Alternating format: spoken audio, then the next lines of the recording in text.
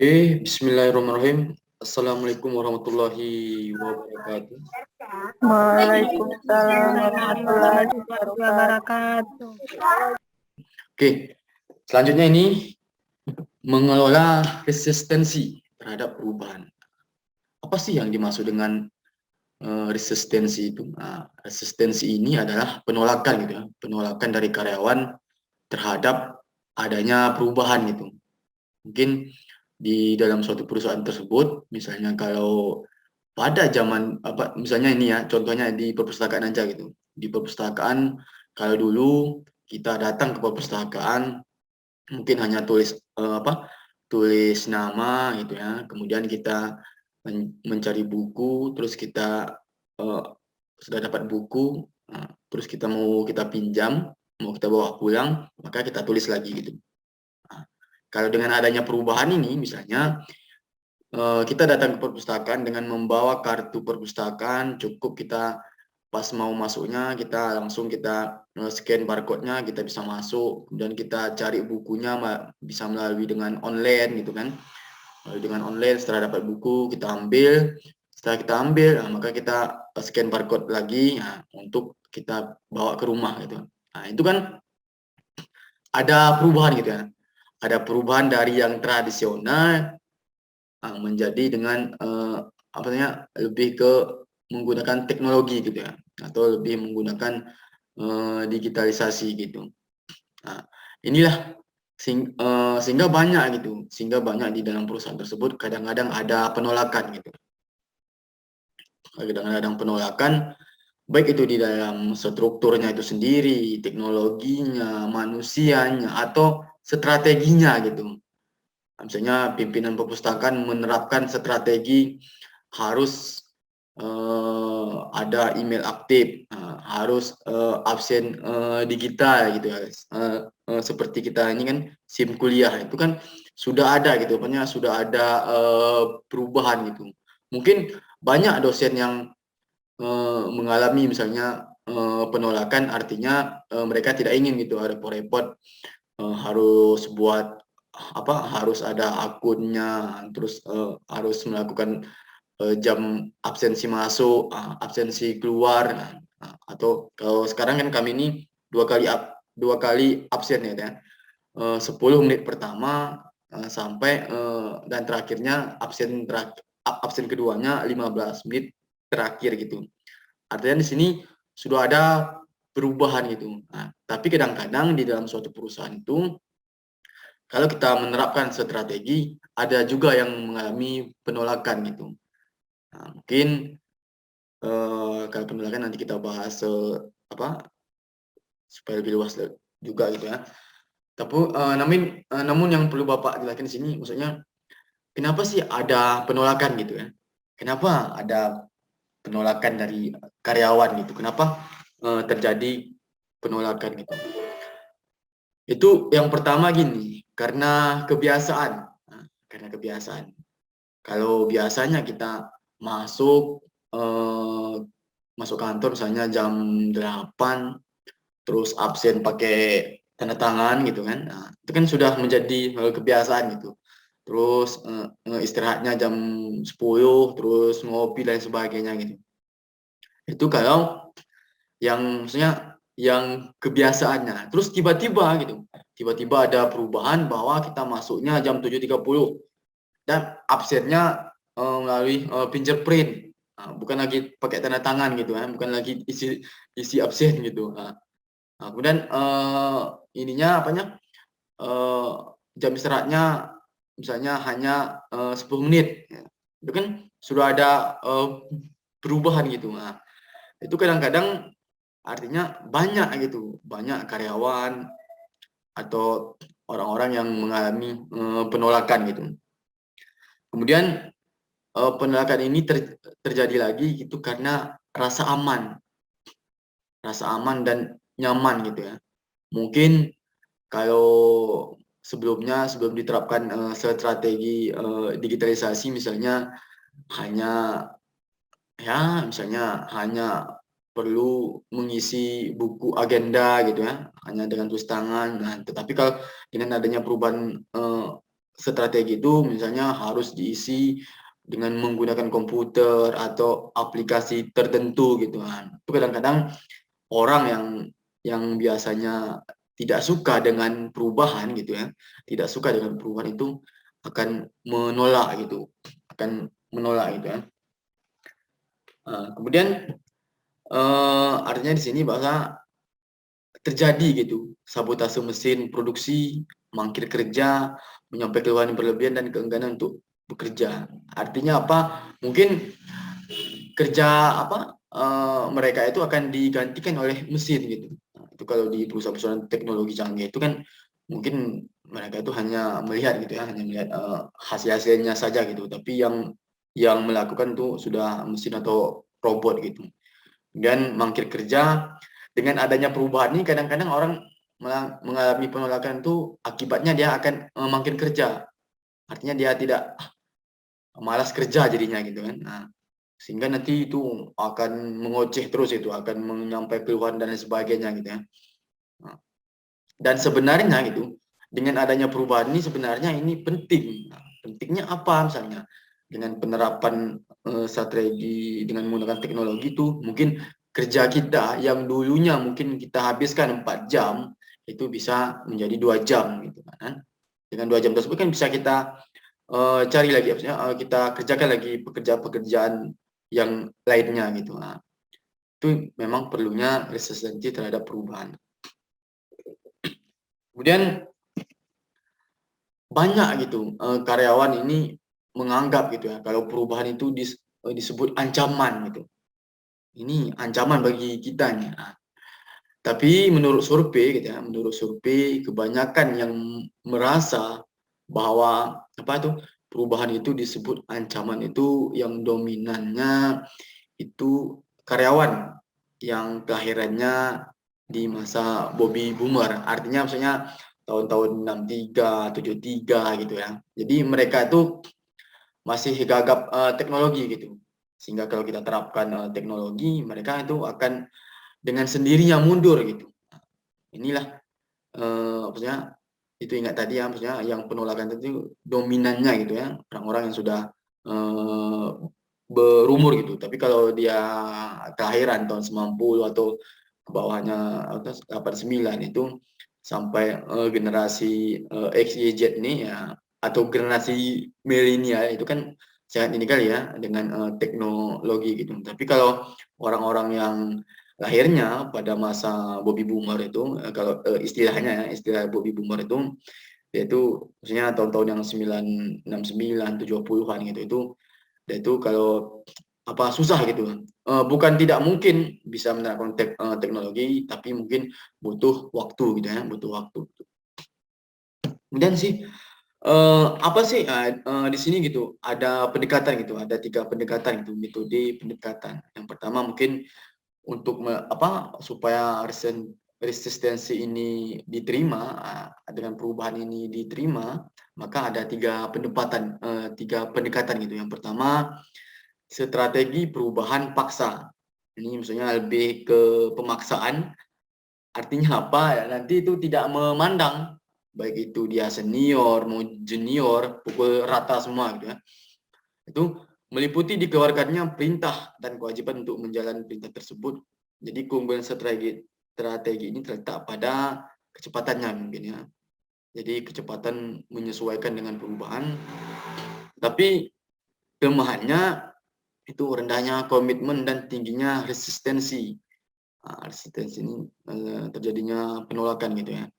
Karena itu tadi kalau kita paksakan memang karyawan kita yang tidak mengetahui teknologi, kemudian gagap teknologi, bahkan apa namanya kok istilahnya ya, menggeser mouse komputer aja dia nggak bisa gitu. Nah, ini kan artinya nanti dia mundur dengan sendirinya gitu. Sehingga ini bisa menjadi penolakan gitu. Itu kalau metode pemaksaan. Memang ada kelemahan dan ada keunggulannya itu. Kalau keunggulannya cepat, nah, cepatnya bagaimana? Itu bagi-bagi orang yang memang menyukai teknologi atau melek dengan teknologi gitu. Kemudian yang kedua, strategi perubahan edukatif. Jadi ini strategi yang menyajikan informasi untuk meyakinkan gitu orang akan perlunya perubahan. Jadi keunggulannya komitmen yang lebih tinggi itu, kelemahannya itu penerapan menjadi lebih lambat. Artinya apa? Strategi perubahan edukatif ini walaupun misalnya ada penolakan gitu ya, ada penolakan, tapi kalau kita betul-betul memberikan edukatif, kita memberikan pelatihan, misalnya pelatihan untuk aplikasi apa misalnya kan, membuat aplikasi atau memproses aplikasi dan sebagainya gitu ya. Nah, itu kalau kita membuat suatu pelatihan atau dan lain sebagainya gitu ya, supaya karyawan-karyawan kita ini bisa gitu ya, bisa menerima perubahan tadi gitu, bisa menerima perubahan tadi, maka perlu kita apa namanya, kita buat gitu, kita buat suatu pelatihan sehingga mereka ini paham mengenai teknologi. Walaupun memang itu membutuhkan waktu yang lama gitu ya. Mungkin kalau orang yang paham dengan teknologi itu kalau kita ajarkan sekali, oke lah itu bisa bisa menangkap gitu. Tapi kalau orang-orang yang sudah berumur dan sebagainya itu sulit gitu ya, bukan tidak mungkin tapi sulit untuk cepat gitu. Dan yang ketiga, strategi perubahan rasional atau demi kepentingan sendiri. Ini strategi yang berusaha meyakinkan individu-individu bahwa perubahan itu perlu demi keuntungan dan menjadi kepribadian mereka. Jika berhasil, penerapan strategi mudah gitu ya. Artinya di sini peran pemimpin itu sangat sangat sangat sangat penting itu. Artinya di sini dia mampu apa namanya, membangun atau meningkatkan gitu kepercayaan diri karyawan tadi itu, atau efisiensi karyawan tersebut gitu. Ya, maksudnya bahwa si pimpinan ini nanti berusaha gitu bahwa eh, meningkatkan kepercayaan karyawannya bahwa dengan adanya perubahan strategi ini bisa membawa keuntungan gitu bagi karyawan kita. Mungkin dari jam kerja kita 4 jam atau 7 jam dalam sehari itu, ini bisa dengan adanya teknologi ini bisa menjadi 3 jam atau 4 jam gitu. Itu kan membawa keuntungan gitu ya, membawa keuntungan bagi pribadi karyawan tersebut. Artinya apa gitu? Peran pemimpin di sini bahwa dengan meningkatkan kepercayaan diri karyawan tersebut itu akan mengurangi rasa stres karyawan itu dalam menghadapi perubahan itu. Makanya dalam mengelola resisten terhadap perubahan ini, petinggi-petinggi di perusahaan itu sangat perlu gitu, sangat perlu untuk merangkul atau kalau bisa lebih ke personal individu gitu ya. Maksudnya lebih di apa namanya tuh, lebih diayomi gitu, lebih dilihat gitu, apakah karyawan ini sulit dalam melakukan sulit untuk menerima perubahan atau dan lain sebagainya gitu. Sehingga kalau sulit itu makanya perlu apa namanya, diberikan pelatihan dan sebagainya gitu ya. Nah, itu kalau mengelola resistensi terhadap perubahan gitu ya. Kemudian mungkin ada pertanyaan nanti. Bagaimana sih Pak supaya perubahan itu dapat diterima gitu ya, dapat diterima gitu ya. Sebenarnya kalau perubahan itu dapat diterima itu tergantung gitu ya. Itu tergantung kepada orang-orang yang ada di dalam organisasi tersebut gitu. Sehingga tantangan ke depannya gitu dalam membuat kebijakan, seorang pimpinan itu harus mengetahui dulu kemampuan karyawannya seperti apa gitu. Skill kemampuan karyawannya seperti apa gitu. Misalnya dalam apa nih ya, dalam pandemi ini ya, itu mungkin lingkup kerja orang atau siklus kerja orang kan sekarang sudah mengalami perubahan gitu ya. Mungkin dia tidak ke kantor lagi, tetapi bekerja di rumah dengan menggunakan teknologi dan sebagainya, aplikasi gitu. Jadi makanya perlu gitu, perlu melihat bagaimana sih apa namanya, skill-skill yang dihadapi bawahan saya, misalnya kalau saya sebagai pimpinan itu. Apakah saya dengan penerapan teknologi ini bisa gitu, bisa mempermudah karyawan saya atau bisa meningkatkan produktivitas mereka gitu. Makanya ini sangat-sangat perlu gitu. Oke, ini untuk perubahan tadi yaitu mengolah resistensi terhadap perubahan ya. Jadi resistensi ini artinya penolakan pada perubahan. Jadi nanti ada 3 pendekatan di sini: strategi perubahan, strategi strategi perubahan paksa, strategi perubahan edukatif, strategi perubahan rasional gitu ya. Kemudian kenapa perlu adanya perubahan tadi itu karena salah satunya bisa meningkatkan efisiensi dan keefektifan dalam bekerja dari yang sehari misalnya kita harus bekerja 4 atau 7 jam, ini bisa kita mengalami perubahan dengan menggunakan teknologi itu bisa 3 jam gitu. Kemudian banyak terjadi penolakan itu karena mungkin dari orang-orangnya sendiri dan lebih dominannya itu di orang-orang yang lahirnya pada masa baby boomer atau tahun-tahun 70-an dan sebagainya gitu lebih, sehingga nanti itu perlu bukan tidak mungkin mereka bisa menerima perubahan ini itu dengan cara tadi pelatihan gitu ya, kita bimbing, kita ajarkan gitu, itu mengelola resesi terhadap perubahannya. Oke ya, paham ya. Kemudian mengelola lingkungan hidup. Kenapa sih perlu gitu ya mengelola lingkungan hidup itu di dalam di dalam manajemen strategik gitu ya? Ada nggak kaitannya gitu ya? Ternyata ada teman-teman gitu. Jadi menerapkan strategi perspektif di lingkungan hidup ini seperti pengembangan atau akuisisi bisnis ramah lingkungan. Maksudnya akuisisi bisnis ini itu langkah untuk menguasai perusahaan lain atau intensitas lain itu melalui pembelian saham gitu ya. Maksudnya kita beli gitu, kita beli perusahaan orang lain gitu ya, atau kita kembangkan usaha kita gitu. Dan di situ perlu kita lihat apakah ini perlu misalnya ramah lingkungan itu, misalnya kalau lebih ke kalau pabrik itu harus memperhatikan masyarakat di sekitarnya. Misalnya kalau kita buka cabang pabrik lagi misalnya kan harus kita lihat limbahnya seperti apa nanti gitu kan. Dan efek sampingnya kepada masyarakat seperti apa misalnya. Contohnya saja ini ya, misalnya kalau pengembangan akuisisi bisnis, misalnya PT Pinus tuh misalnya. PT Pinus tuh kalau merambat semua, misalnya ke di Takengon dan lain sebagainya itu bisa jadi nanti tidak ramah lingkungan.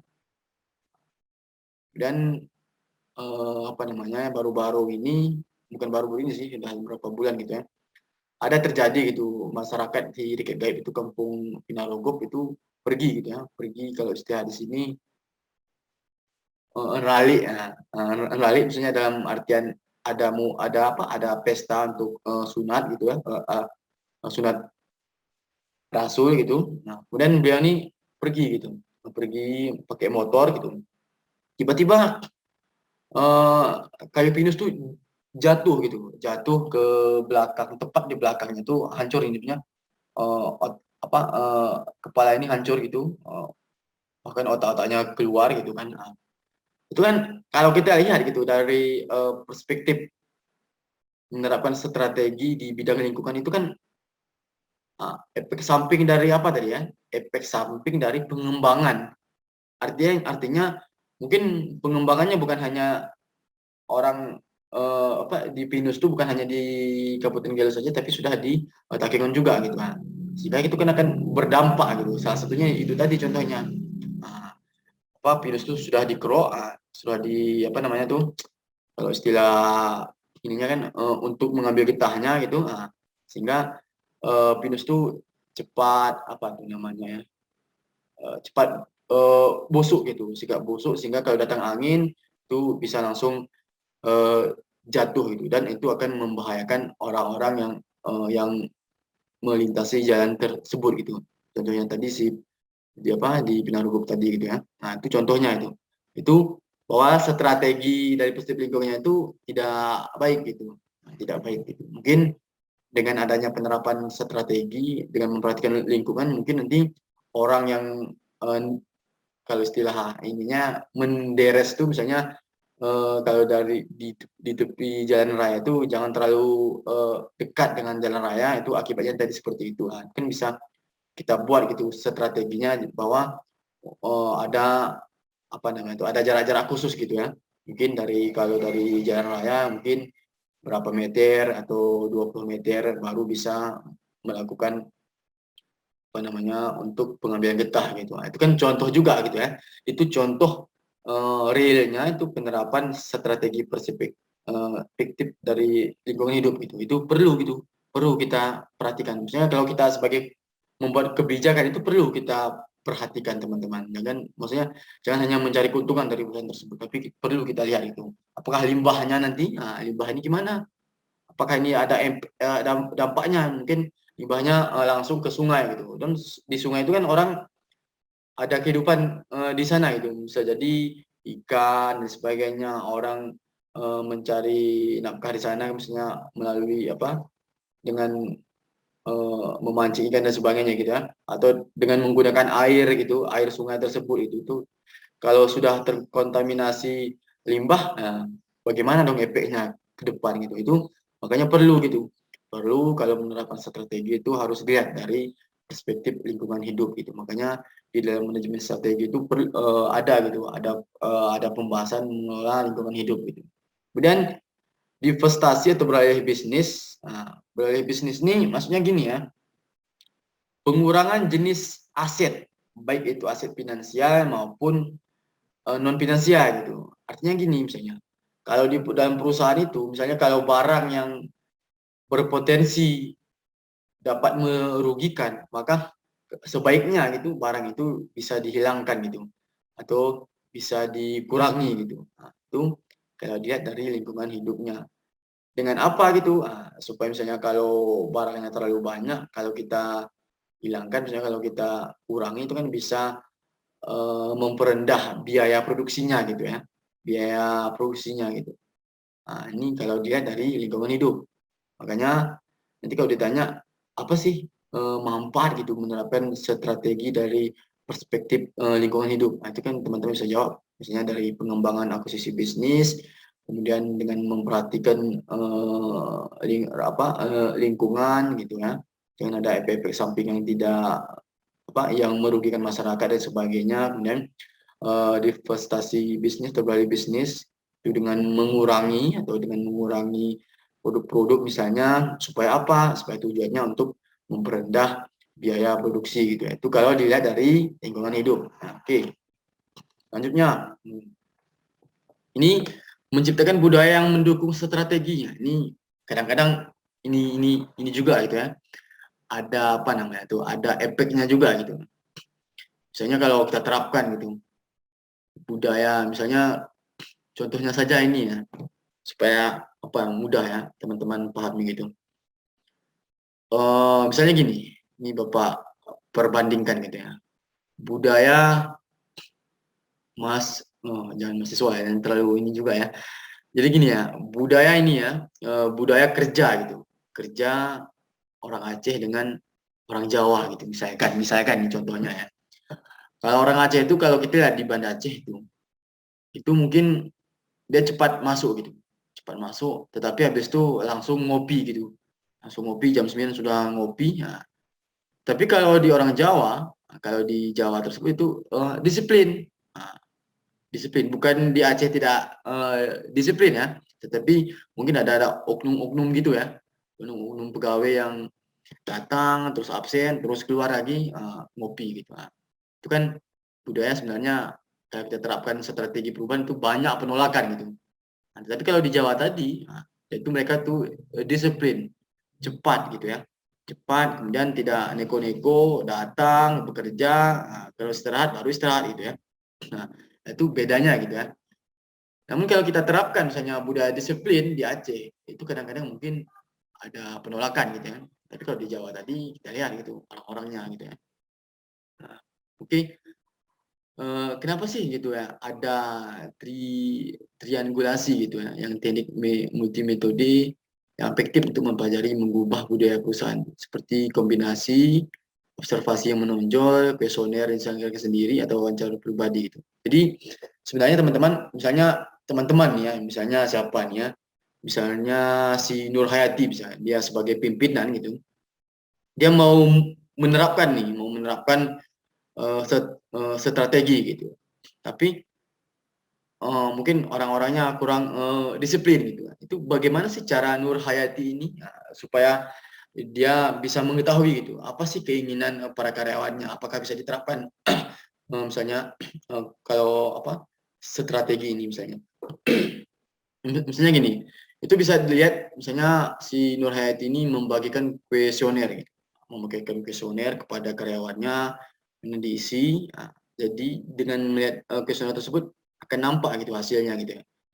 Oh, ternyata pegawai saya ini eh, lebih suka ritme kerja itu jangan terlalu dipaksakan gitu ya, misalnya jangan terlalu ketat misalnya, misalkan gitu. Kemudian ada langsung nanti mungkin si Nur Hayati ini memanggil gitu satu-satu karyawannya untuk diwawancari secara pribadi gitu ya. Melihat dari untuk mengetahui apakah nanti saya terapkan ini bisa gitu ya. Bisa itu dengan adanya eh, budaya perusahaan tadi gitu. Makanya kadang-kadang itu kita menerapkan strategi itu kita perlu melihat budaya-budaya yang ada di kantor kita tersebut nantinya gitu. Kalau budayanya orangnya misalnya masuk jam 9 kita terapkan jam 7 itu nanti nggak bisa gitu ya, nggak bisa diterapkan gitu. Mungkin nanti kita balik lagi ke apa tadi ke representasi tadi itu bisa lebih ke penerapan metode pemaksaan gitu ya. Kita terapkan terus, kita buat peraturannya bagi yang misalnya yang telat itu akan dikurangi misalnya biaya makan dan lain sebagainya gitu kan. Itu kan bisa gitu ya. Makanya dalam aspek ini, aspek budaya ini sangat sangat perlu juga gitu ya. Kita lihat gitu kalau kita menerapkan strategi gitu. Kemudian teknik penyamaannya itu ada rekrutmen, pelatihan, transfer, promosi, restrukturisasi rancangan, organisasi, model peran, penegasan positif gitu. Misalnya kalau rekrutmen tadi kan bisa kita ini ya, bisa kita latih di awal gitu. Dengan hanya rekrutmen tadi bisa kita lihat bahwa dalam hasil rekrutmen tadi kan bisa kita lihat apakah dia sesuai dengan budaya yang diterapkan di perusahaan tersebut itu bisa kita lihat. Kemudian promosinya seperti apa gitu. Kemudian elemen yang mengaitkan dengan strategi seperti ini adalah penyertaan filosofi, akta, kredo, materi perusahaan, mendesain ruang. Itu kalau kita desain ruangnya, misalnya lebih ke terlalu sempit itu kadang-kadang banyak gitu ya, banyak karyawan lebih suka ruangannya itu lebih luas gitu atau lebih ada sekat-sekatnya gitu ya. Nah, kan sebuah budaya juga gitu. Orang mungkin bekerja itu maunya lebih fokus gitu, maka dibikin sekat dan sebagainya gitu kan. Kemudian ada juga gitu dilihat dari kisah, legenda, mitos dan perumpamaan orang serta kejadian penting. Nah, kadang-kadang orang misalnya kalau pimpinan baru, kalau kita terapkan perubahan itu pasti karyawan kita itu akan mengaitkan gitu dengan pimpinan yang sebelumnya gitu. Oh, kalau pimpinan ini terlalu ketat dan sebagainya gitu, terlalu disiplin gitu. Nah, itu kalau lihat dari legenda atau mitosnya gitu ya. Dan bagaimana sih organisasi dirancang dan disusun gitu. Makanya perlu itu struktur organisasi itu betul-betul dibuat sebaik mungkin supaya kalau kita menerapkan suatu strategi itu bisa diterima gitu ya. Oke. Itu kalau lihat dari budaya ya, ya kan? Di budaya tadi perlu kita lihat dulu apa sih bagaimana sih budaya kerja karyawan kita atau lingkungannya gitu ya. Oke. Kemudian di sini teman-teman, mungkin di sini Bapak akan buat gitu ya, budaya Meksiko dan budaya Jepang gitu ya. Jadi apa ini istilahnya ya? Ada sih maksudnya setiap di Amerika juga ada budaya, di Jepang juga ada budaya kerja seperti apa itu, budaya Meksiko juga ada gitu ya. Jadi teman-teman masyarakat di Meksiko ini gitu ya, itu masyarakatnya otoriter dalam hal apa? Gitu, dalam hal lebih ke tempat ibadah atau gereja dan sebagainya itu bisnis dan keluarganya gitu ya. Di kadang-kadang masyarakat Meksiko ini itu tidak merasa wajib gitu. Artinya apa? Tidak merasa wajib mematuhi peraturan yang bukan atasan mereka terkait dengan mereka gitu. Jadi mereka itu hanya patuh banget gitu. Hanya patuh, hormat banget sama atasan saja. Tapi kalau dengan yang lain misalnya itu kalau di dalam lingkup kerja nih ya, dalam lingkup kerja itu tidak ini ya, tidak mereka patuhi gitu. Nah, itu bedanya ya kalau orang Meksiko itu ya.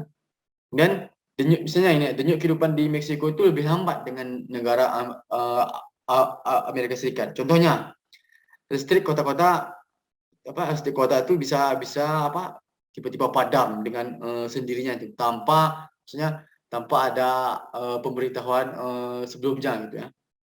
Terus kehabisan peso ini mata uangnya ya, mata uangnya. Kemudian kantor pemerintah itu dan bisnis itu buka dengan tutup jam yang berbeda gitu. Mungkin kalau kita Indonesia kan rata-rata jam masuk tuh kira jam 8 atau jam 7 gitu ya. Jam pulang itu mungkin ada yang jam 4, ada yang jam 2 gitu ya.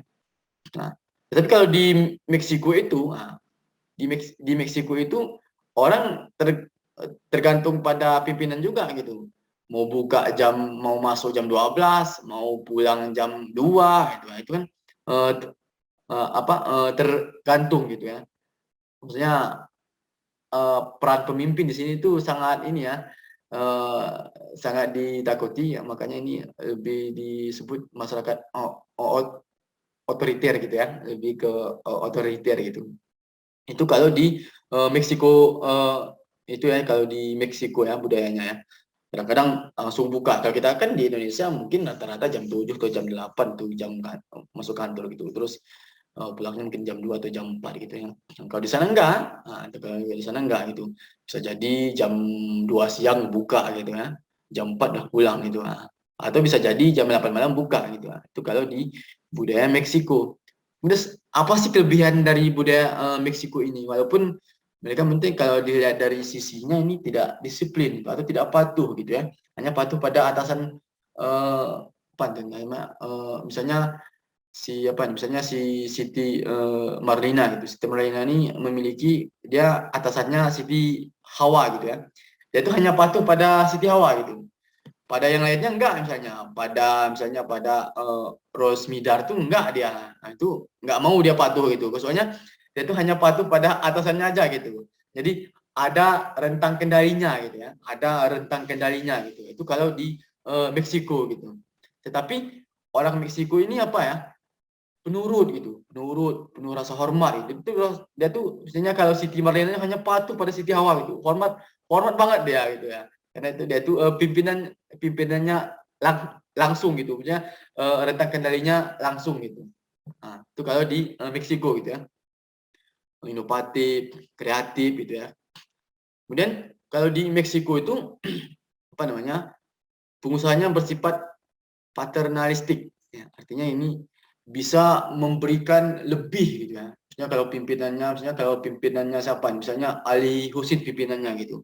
Kemudian bawahannya si Bastian gitu. Itu kalau Bastian ini royal, kalau Bastian ini kerjanya bagus gitu, disiplin, itu si Ali Husin ini royal sekali dia. Bisa ngasih bonus atau paket mingguan dan sebagainya gitu ya. Nah, itu kalau di Meksiko gitu ya. Seperti pakai mingguan, makan gratis, layanan bus gratis tuh ya, bahkan jasa penitipan anak juga itu ada kompensasi lainnya gitu ya. Kemudian kalau di Meksiko itu hampir sama di Jepang gitu ya. Artinya apa? Rekenan bisnis itu saling menjamu di restoran secara eksklusif. Misalnya kalau rapat gitu, misalnya kalau mau mengadakan kerja sama gitu, itu pihak kerjasama itu akan membuat gitu, bukan mereka tuh rapatnya tidak di kantor gitu, tapi mungkin di restoran atau di gedung yang mewah gitu. Nah, itu kalau di Meksiko ya. Dan pertemuan antara karyawan dan manajer di sebuah bisnis itu merupakan forum untuk memberikan perintah dan arahan untuk mendiskusikan persoalan-persoalan dalam mengambil putusan gitu. Itu kalau apa namanya ya, kalau misalnya di Meksiko itu walaupun misalnya tadi kan hanya ada rentang kendalinya satu gitu ya. Maksudnya si Siti Marlina ini hanya patuh pada Siti Hawa gitu ya. Tetapi dalam pengambilan keputusan, misalnya perusahaan itu semua akan diikut sertakan gitu. Baik karyawan dan lain sebagainya, misalkan itu semua di bidang-bidang divisi-divisi itu semua tuh. Maksudnya semua diikutkan dalam rapat dan sebagainya gitu. Tapi nanti ada kalau di budaya Meksiko itu ada itu tadi misalnya Siti Marlina ini hanya patuh gitu pada si Siti Hawa gitu. Maksudnya rentang kendalinya gitu dia. Maksudnya kalau di Meksiko itu seperti itu ya contohnya. Kemudian pekerja Meksiko ini ingin diawasi secara ketat. Artinya apa tadi? Kalau kita kembali contohnya lagi ini, maaf nih ya si Siti Marlina ini sering jadi contoh dan Siti Hawa nih mungkin di dalam hal ini ya. Maksudnya Siti Marlina ini ya itu kan pingin harus atau diawasi gitu oleh Siti Hawa gitu. Dengan tetapi misalnya tidak boleh ini, tidak boleh terlalu frontal. Jadi harus ada cara secara halus gitu.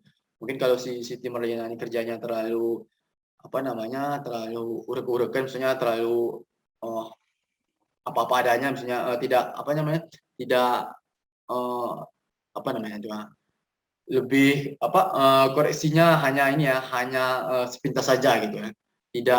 Tidak teliti gitu. Jadi di sini kalau orang Meksiko tuh ya itu gini, kalau misalnya si Siti Marlina ini orangnya tidak teliti gitu.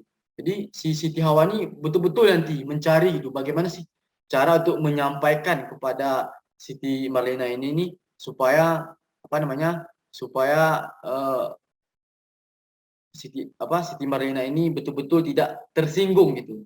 Kalau langsung dibilang, "Oh, kamu ini kerjanya terlalu tidak teliti nih, ini langsung diinikan gitu kan." Itu kan maksudnya nanti sakit hati gitu ya. Itu kalau di budaya Meksiko itu betul-betul harus menjaga gitu ya, harus betul-betul dijaga, kewibawaan kita itu harus kita jaga.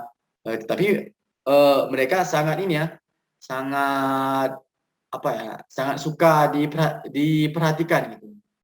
Ya nanti mungkin kalau di dalam istilah manajemen perubahannya itu nanti ini ya, ada perhatian khusus gitu. Jadi si karyawan ini merasa dihargai gitu, merasa dihargai di dalam perusahaan. Kemudian supervisor akan kelihatan lemah jika karyawan meminta penjelasan beritanya dan ada yang menyampaikan opini. Jadi ini agak sedikit kontradiktif. Artinya gini, walaupun misalnya rentang kendalinya mungkin vertikal gitu, tapi kalau datang supervisor, dia akan ini ya, akan memberikan opini gitu. Karena supervisor ini dianggap apa ya, dianggap orang lain gitu. Kembali lagi bahwa di sini di masyarakat Meksiko itu tidak merasa wajib gitu mematuhi peraturan yang bukan atasannya. Itu tadi ya, itu kembali kepada supervisor tadi gitu ya. Jadi nanti supervisor ini di sana tuh kelihatan lemah gitu, karena perintahnya mungkin atau saran-sarannya mungkin tidak diindahkan oleh para karyawan. Itu kalau di budaya Meksiko. Coba kita lihat di budaya Jepang gitu ya. Oke, ini budaya Jepang ya. Budaya Jepang konsep ini bukan WA ya, bukan WhatsApp ya, bukan ya. WA ini kalau maksudnya bahasa kanjinya gitu ya. Bahasa kanjinya itu kalau kita apa namanya? Kalau kita bahasa Indonesiakan itu harmonis artinya. Harmonis itu atau lebih ke loyalitas kelompok dan konsensus gitu. Artinya apa ya? Ini dapat mengimplementasikan gitu penyatuan damai dan kenyamanan gitu ya. Itu kalau apa? Kalau dilihat dari konsep kanjinya ya, atau bahasa kanjinya wa gitu ya, bukan WA ya. Kemudian hampir semua itu perusahaan menjunjung harmoni gitu, baik itu manajer maupun karyawan gitu. Beda lagi gitu. Beda lagi itu kalau bisnis di Amerika Serikat itu menciptakan individualisme gitu. Jadi mereka tuh bersaing itu memang betul-betul bersaing itu. Dilihat dari prestasi, persaingan rasa ingin tahu, pragmatis, informalitas gitu, spontanitas itu mereka melakukan lebih dari yang diharapkan gitu. Suka melontarkan kritik gitu ya. Tidak sensitif. Itu kalau di Amerika gitu ya. Jadi kalau budaya wani itu dalam bahasa kanjinya atau harmoni ini artinya apa ya? Kita gitu ya, kita akan melihat gitu, masyarakat Jepang itu berusaha tidak menyinggung perasaan orang lain baik itu melalui melalui tindakan dan sikap gitu ya. Hampir sama dengan budaya Meksiko tadi ya. Mereka itu tidak mau itu membuat perasaan orang itu tersinggung itu, betul-betul hormat gitu ya. Nah, itu kalau di budaya Jepang gitu ya. Kemudian ini bisa menjadi gitu budaya harmonis atau wani bisa menjadi pengendalian masyarakat itu untuk selalu menghormati dan menghormati dan menghargai gitu ya, menghargai satu sama lain gitu ya. Itu kalau di Jepang itu ya. Maksudnya konsep harmonis ini atau wa ini kalau bahasa kanjinya itu betul-betul diterapkan supaya tidak menyinggung perasaan orang lain gitu ya. Nah, kemudian kalau kita lihat diskusi dan kompromi yang konstan, putusan bisnis efek jangka panjang gitu ya. Jadi kalau komprominya itu cepat, tepat gitu ya, dengan keputusan bisnis efek jangka panjang. Dan melakukan jamuan dalam suasana informal dalam rapat-rapat formal gitu ya.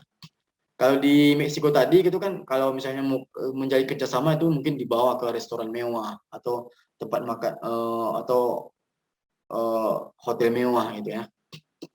Tetapi kalau di Jepang ini, dia itu melakukan jamuan atau ininya ya, rekan kerjanya itu bukan dalam hal formal, tapi lebih ke informal. Misalnya membawa sambil jalan-jalan, sambil makan gitu ya.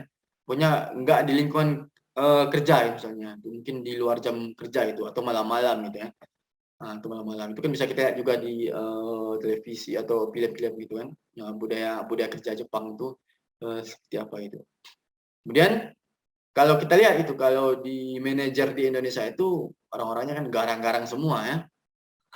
Maksudnya garang-garang semua, memang betul-betul disiplin gitu ya, betul disiplin. Kamu ini harus ini, kamu ini harus itu. Nah, tapi kalau bedanya di Jepang itu manajer tuh cenderung bersifat kalem, maksudnya lembut gitu ya, nggak menampakkan bahwa kalau dia itu seorang manajer gitu. Walaupun diam atau kalem itu, mereka itu tetap menanggapi kritikan atau opini yang mungkin yang harus diberi penjelasan gitu atau suatu argumen yang jelas gitu ya. Itu kalau di Jepang ya. Beda lagi dengan di Indonesia itu, walaupun memang hanya sebagian mungkin ya, sebagian manajer-manajer seperti itu ya.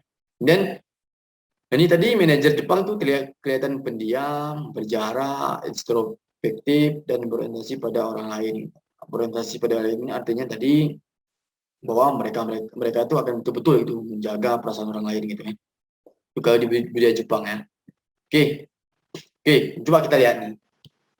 Mungkin ada nih ya, teman sebagai tambahan aja ilmunya ya. Misalnya nih orang Italia, Jerman dan Prancis tidak mengelus para eksekutif mereka dengan pujian sebelum mereka mengkritik. Mengelus nih artinya maksudnya ini ya. Maksudnya orang Amerika itu cenderung menyenangkan sejawat mereka gitu. Misalnya si Halil ini memiliki kerjasama dengan Bastian misalnya. Tapi Ali ini berusaha gitu untuk menyenangkan si Bastian gitu.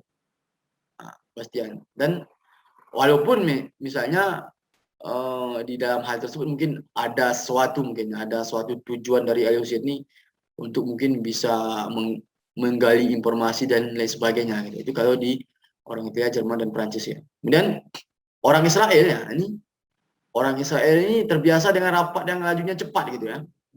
Maksudnya dia tuh hari ini kita rapat jam 8 gitu, langsung gitu. Dan hasilnya harus betul-betul ada gitu. Maksudnya kalau orang Amerika itu kan banyak basa-basinya ya, banyak basa-basinya gitu ya.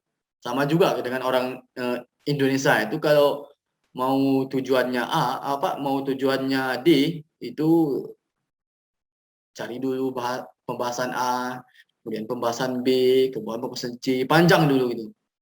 Itu kalau di Indonesia dan Amerika itu hampir sama itu, banyak basa-basinya gitu ya.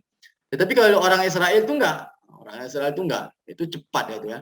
Cepat, mereka tuh orang-orangnya memang cepat gitu ya. Cepat.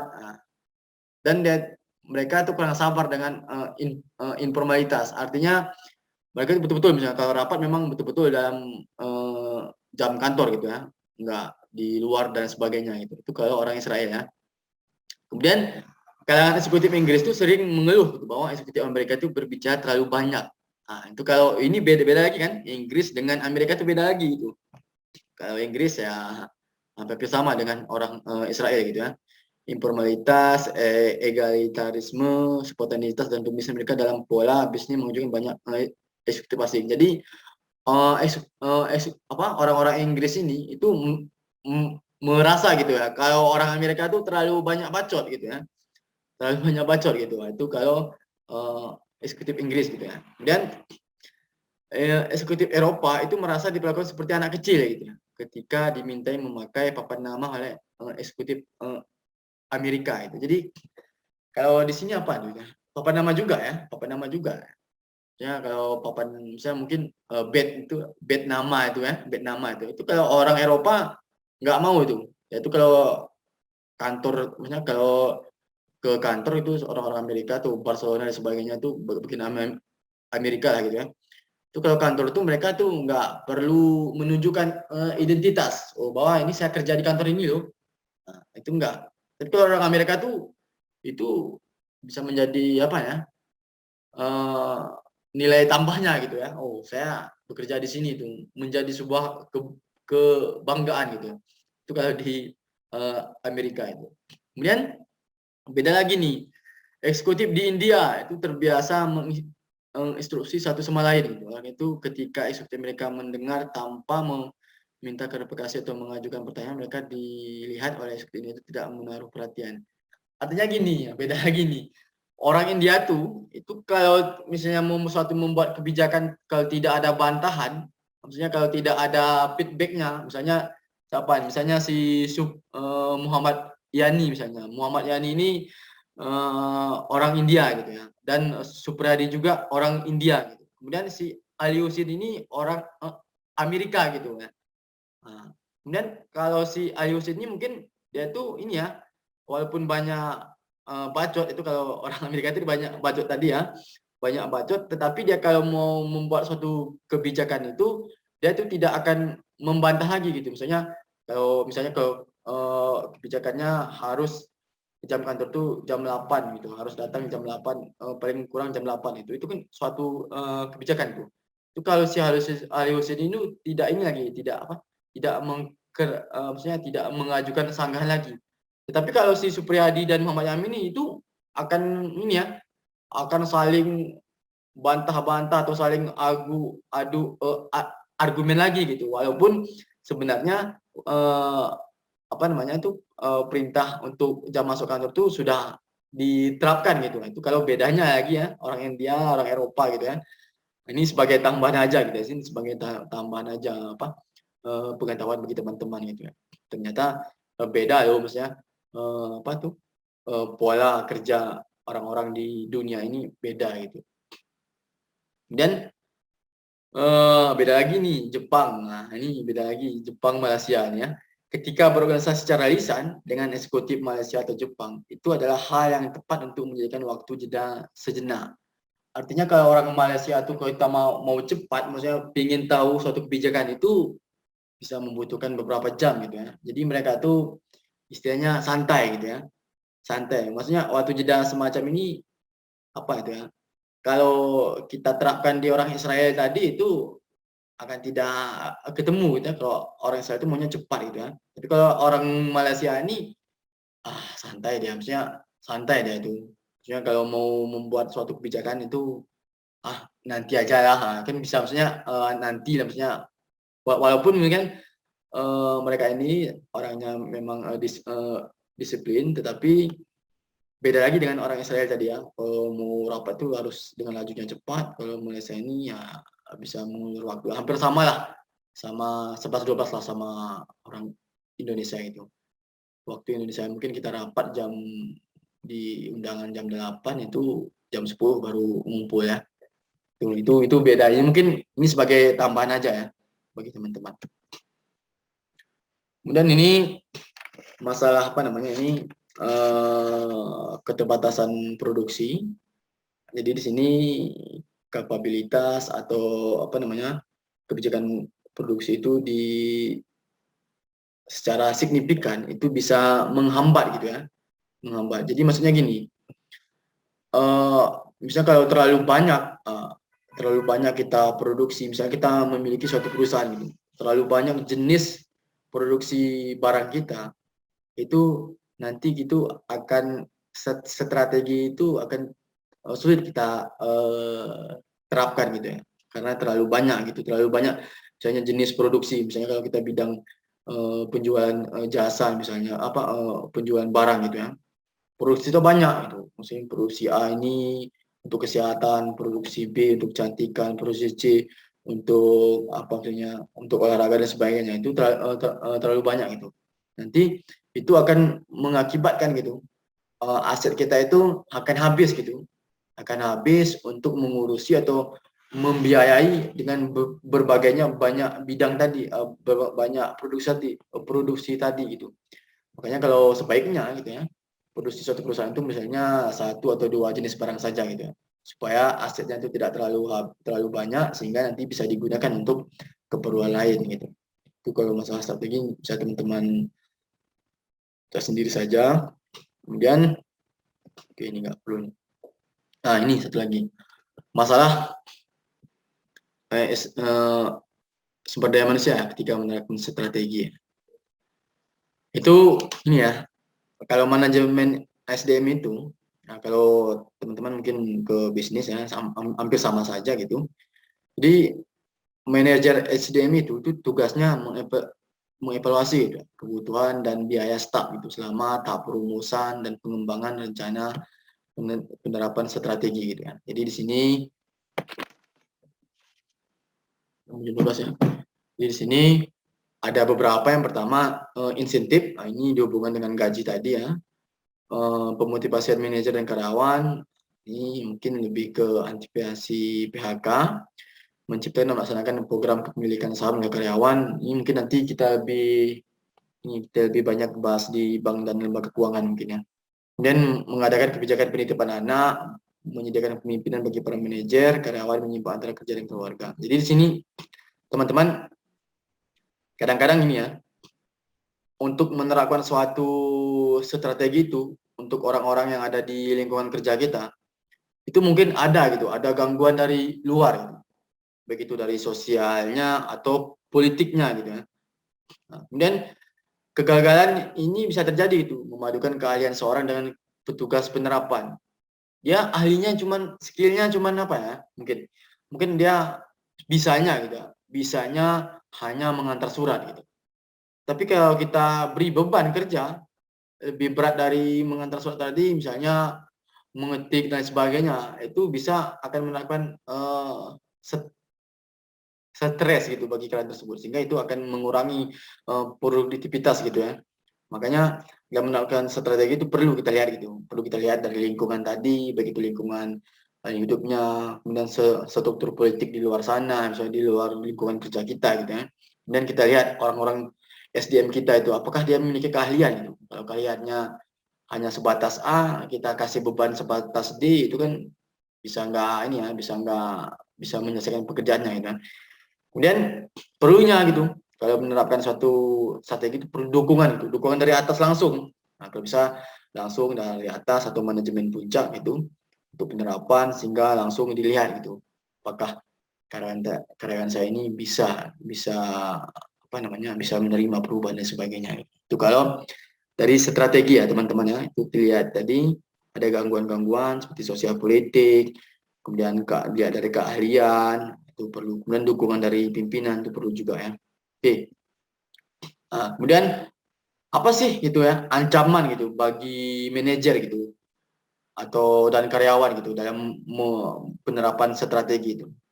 Itu kalau bagi manajer itu mungkin ada kekuasaan gitu ya, ada status baru, nilai-nilai, keyakinan. Itu kalau bagi karyawan mungkin perilaku penolakan tadi, nggak mau dia kalau diterapkan strategi ini harus penolakannya gitu, kemudian kekuasaannya berubah gitu ya. Jadi strategi penerapannya adalah memadukan manajer dan bahwa pekerjaan itu mempunyai tanggung jawab yang spesifik dan relatif statis. Seperti pemilihan manajer, pelaksanaan loka karya, kepemimpinan gitu ya.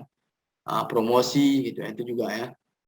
Itu kalau kita lihat ya. Jadi perlu gitu seorang manajer itu kalau seorang pimpinan perusahaan itu kalau menerapkan strategi itu perlu melihat manajernya, perlu lihat memperhatikan karyawannya itu perlu ya. Itu kalau lihat dari strategi penerapannya. Kemudian ini SOP, ini saya rasa nggak perlu, ini lebih ke bank dan lembaga nanti kita bahas. Nah, kemudian ini sebagai tambahan aja ya.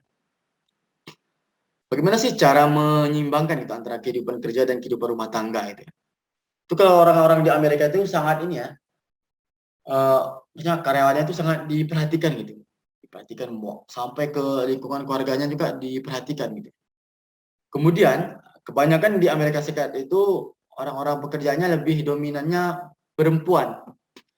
Lebih dominannya perempuan dan perempuannya ini kalau contohnya ya perusahaan Bond Sports atau Amerika Utara gitu HSB ini kan bisa ya IBM itu kan bisa tuh itu lebih teman-teman bisa mencari itu bisa men-searching itu kemudian atau perusahaan Patagonia itu kan termasuk terkenal juga gitu ya.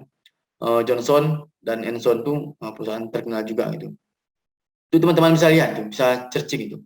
Bisa searching bahwa dominan pekerjaannya itu perempuan semua. Kenapa sih gitu ya? Kenapa sih perempuan gitu? Dan perempuan tersebut itu juga maksudnya enggak orang yang apa ya bukan lansia gitu ya, maksudnya bukan orang-orang yang sudah memiliki mungkin memiliki 2 anak dan sebagainya gitu ya. Tapi lebih-lebih orang yang girl atau yang muda gitu ya atau ya masih mungkin umuran 25, 23 gitu ya. Kenapa gitu ya? Karena kalau orang-orang yang lansia ini ya, kalau orang-orang maksudnya yang sudah berkeluarga atau memiliki anak gitu, itu kan kalau lansia itu perlu perawatan lansia gitu ya. Mungkin obat-obatan gitu ya, obat-obatan supaya ini kalau di Indonesia itu kan banyak tuh orang pekerja-pekerja lansia itu mungkin sudah keropos tulang dan sebagainya gitu. Tapi kalau orang di Amerika itu dia tuh melihat tuh semua tuh. Jadi kalau pekerjaannya lansia itu mungkin dia membeli obat gitu, membeli obat supaya karyawan ini tadi tidak sakit gitu, supaya bisa cepat selalu masuk kantor gitu. Kalau di perusahaan Amerika itu akan lihat tuh, bahkan obat-obat supaya kita tidak sakit itu akan dibeli juga gitu ya. Dan jam kerja yang lebih fleksibel itu misalnya kalau orang-orangnya tidak belum berkeluarga itu kan lebih ini ya, lebih lebih fleksibel misalnya artinya bisa tepat waktu gitu. Tapi kalau orang yang sudah memiliki anak itu kadang-kadang datang terlambat gitu, harus mengurusi anak dulu, harus mengantar anak sekolah dulu, harus mengurusi suami dulu gitu ya. Nah, dan kalau dia dari pembagian kerja gitu ya, kalau pembagian kerjanya mungkin kalau lansia ini kita kasih tugasnya terlalu banyak itu nanti kan susah gitu ya. Atau yang sudah berumah tangga itu kan susah juga gitu ya. Susah untuk menyelesaikan secara cepat gitu ya. Tunjangan adopsi, kemah musim panas gitu. Mungkin kalau karyawan kita yang girl tadi atau misalnya yang muda-muda itu kan tidak perlu juga gitu ya. Tidak perlu juga kita kasih misalnya liburan musim panas gitu ya. Kalau yang sudah berkeluarga tadi kan perlu juga itu, perlu gitu ya. Supaya mereka tidak stres gitu ya. Kemudian ini juga ya, kalau di Amerika tuh ada gitu, ada khusus penitipan hewan gitu. Mungkin orang-orang datang ke kantor membawa hewan peliharaan gitu. Itu kan biasanya itu ya banyaknya itu kalau Bapak baca artikel itu mungkin orang-orang yang sudah berkeluarga itu, orang-orang sudah lansia gitu ya. Itu kalau ke kantor itu mungkin dia bawa hewan peliharaan itu karena itu kan membutuhkan biaya juga itu untuk membuat jasa penitipan hewan gitu ya. Kalau yang pekerjaannya yang muda-muda tadi itu kan tidak mungkin bawa itu walaupun mungkin ada yang sebagian bawa gitu. Itu kalau di Amerika itu. Jadi di Amerika itu baiknya ini ya. Kalau mereka mau menerapkan strategi di dalam perusahaan itu, mereka akan melihat juga kehidupan kerja karyawan itu seperti apa. Ini kehidupan rumah tangganya itu seperti apa. Maka mereka perlu melihat itu, sangat-sangat melihat gitu. Sehingga mereka nanti apa dampaknya, kok sampai ke hewan-hewan peliharaan diurus gitu ya, sampai pemberian obat-obatan diurus gitu. Intinya apa? Dia kan sudah merekrut gitu, sudah memberikan gaji gitu kepada karyawan tersebut.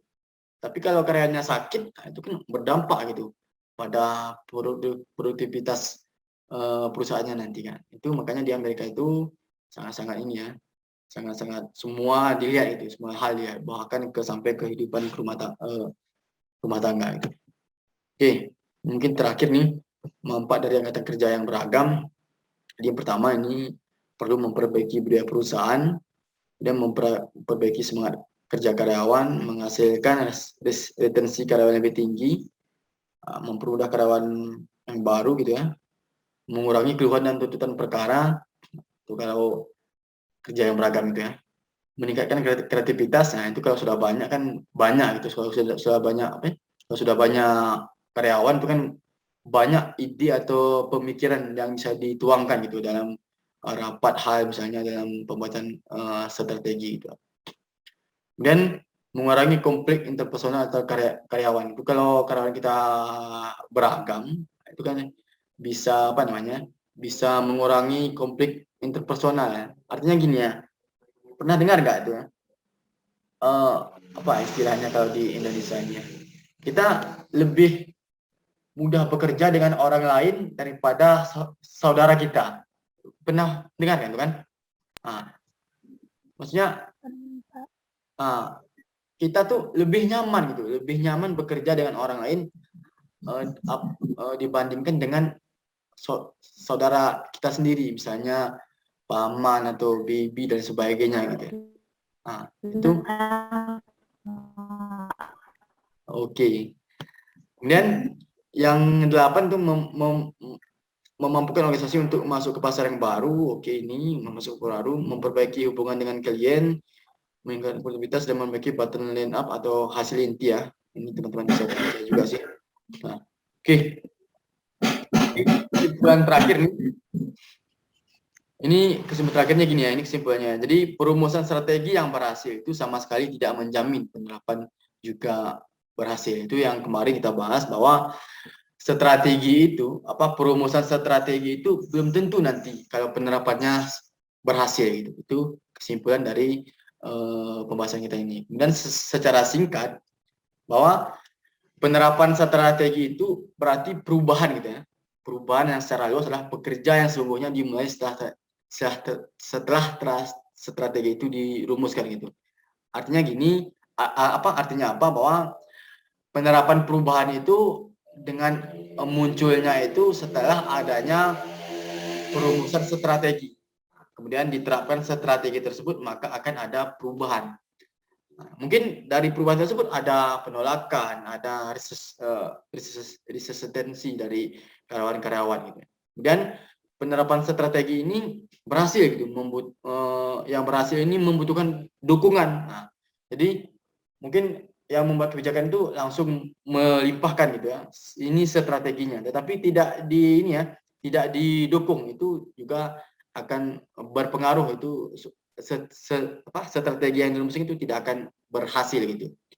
Kemudian harus disiplin, kerja keras, nah ini, dan dari manajer dan karyawan yang memiliki motivasi tinggi. Kemudian isu-isu utama manajemen dan penerapan strategi itu adalah penyusunan struktur organisasi, pengajian kinerja dan gaji, penciptaan iklim, ya, kondisi. Jadi pengelolaan politik tadi juga perlu ya, budaya kerja yang mendukung gitu ya.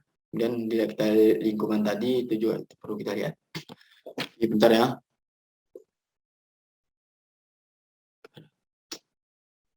Oke. Oke, ini ya, ini kesimpulannya ya. Maaf nih cepatnya. Kemudian ini tugas ini belum ya. Tugas manajemen strategi belum ya. Ini ada tugas nih. Pertama, mengapa sih setiap manajemen perubahan itu atau organisasi perlu? Salahnya. Ini perlu nih, bukan perlu ya. Perlu melakukan perubahan. Kenapa sih organisasi itu perlu melakukan perubahan? Itu kan tadi yang mungkin yang mempelajari itu bisa dapat ya. Dan bagaimana sih perampingan gitu ya, perampingan organisasi struktur itu?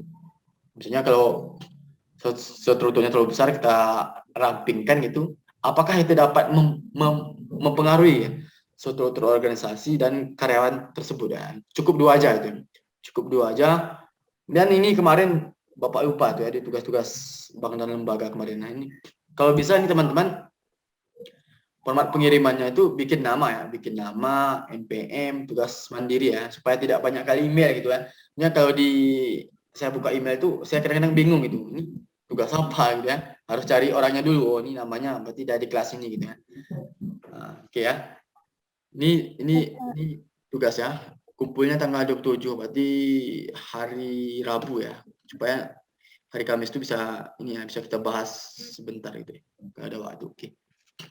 Oke. Maaf Pak, ditulis tangan Pak. Kalau bisa diketik lah ya. Kalau bisa diketik ya. Mungkin hanya ini yang dapat saya sampaikan, lebih dan kurang saya mohon maaf ya. Assalamualaikum warahmatullahi wabarakatuh. Waalaikumsalam. Waalaikumsalam warahmatullahi wabarakatuh.